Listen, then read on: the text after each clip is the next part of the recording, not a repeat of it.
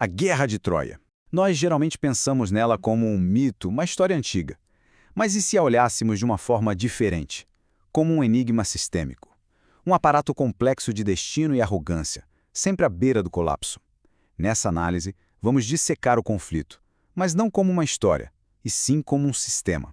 Pense nisso. Toda a epopeia, cada um dos 10 anos de conflito, tudo começa com esse conceito singular e poderoso. Ira. É o ponto de ignição, a entrada de energia que desestabiliza toda a estrutura. E é por isso que vamos usar o que chamamos de matriz de causalidade. É uma lente clínica. A ideia aqui não é recontar um mito que todo mundo já conhece, não. É revelar a planta baixa de uma catástrofe. Entender como um sistema, que parecia estável, na verdade foi programado para a própria destruição. Bem, este é o nosso roteiro. A cadeia causal que vamos seguir, passo a passo. Cada sessão é um elo, que vai nos levar da causa inicial até as suas consequências mais distantes e devastadoras. E começamos, claro, pelo ponto de origem, onde uma disputa divina acaba introduzindo uma variável caótica no sistema mortal. Um ato que, como veremos, terá repercussões completamente desproporcionais. E aqui está, o julgamento de pares. Mas isso não foi uma mera escolha, foi uma transação. Hera oferece poder, o domínio da Ásia. Atena promete vitória militar. Mas Afrodite oferece uma variável que explora uma vulnerabilidade humana. O amor de Helena, a mulher mortal mais bela. O catalisador é aceito. E então, esse catalisador divino se conecta perfeitamente a uma falha que já existia na estrutura mortal. Uma condição pré-existente que garantia, na prática, uma resposta massiva a uma ofensa pessoal. E essa falha tem nome: o juramento de Tindário. Isso não é uma promessa, é um erro de projeto no sistema. Um tratado que basicamente conectou a honra pessoal de um único rei a uma mobilização militar de toda a Grécia. O sequestro de Helena, a partir daqui, deixa de ser um crime passional. Ele se torna, por design, um casus belli para todos os reinos gregos. Agora entramos no conflito em si. E essa guerra de uma década se torna uma espécie de laboratório para estudar como a presença ou a ausência de uma única variável heróica dita todo o equilíbrio estratégico. E aqui, nós temos a personificação do que chamamos de assimetria empírica. De um lado, Aquiles, um recurso militar quase divino, motivado pela glória pessoal, pelo Cleus. Do outro, Heitor, o defensor mortal, impulsionado pelo dever cívico. A dinâmica entre esses dois polos define toda a trajetória da guerra.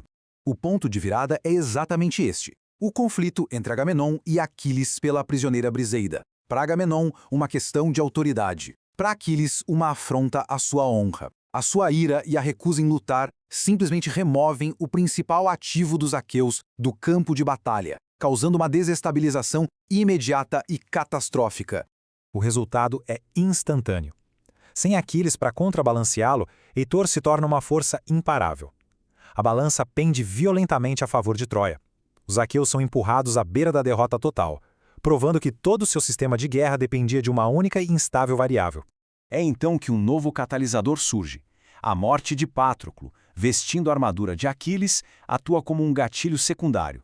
A ira de Aquiles, antes direcionada a Agamenon, é agora reorientada e amplificada.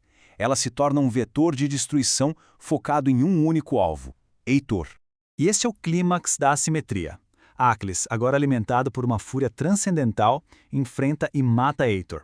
Com este ato, ele não está apenas vingando Patroclo, ele está eliminando o pilar central da defesa troiana.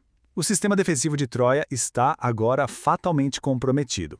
Com isso, a guerra entra em sua fase final. A defesa de campo de Troia foi neutralizada, então a análise estratégica se desloca para o seu último e mais formidável ativo: as muralhas impenetráveis da cidade. É aqui que entra o cavalo de Troia. Mas, veja bem, isso não é um truque, é uma operação tática, um vetor projetado para contornar as defesas externas do sistema e entregar uma carga útil catastrófica diretamente ao seu núcleo. O aviso de Laoconte foi uma análise de risco correta, mas que foi tragicamente ignorada.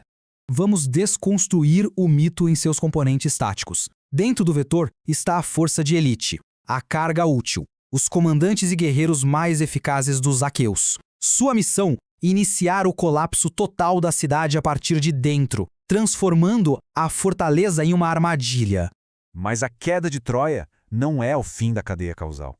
Agora examinamos as consequências de longo prazo, as reverberações estruturais que se propagaram pelo mundo grego e além, por gerações. Basta olhar para os nostoi, os retornos. A vitória foi um paradoxo. Para Agamenon, um retorno significou assassinato e uma maldição familiar.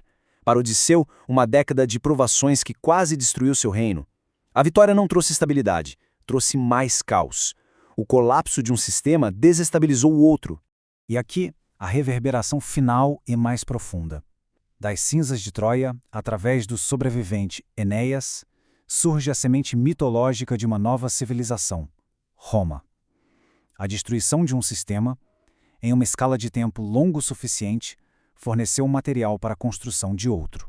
E isso nos deixa com um pensamento final. A matriz de causalidade que derrubou Troia, um catalisador externo explorando uma vulnerabilidade interna, levando a uma desestabilização assimétrica e finalmente ao colapso total, é um modelo atemporal.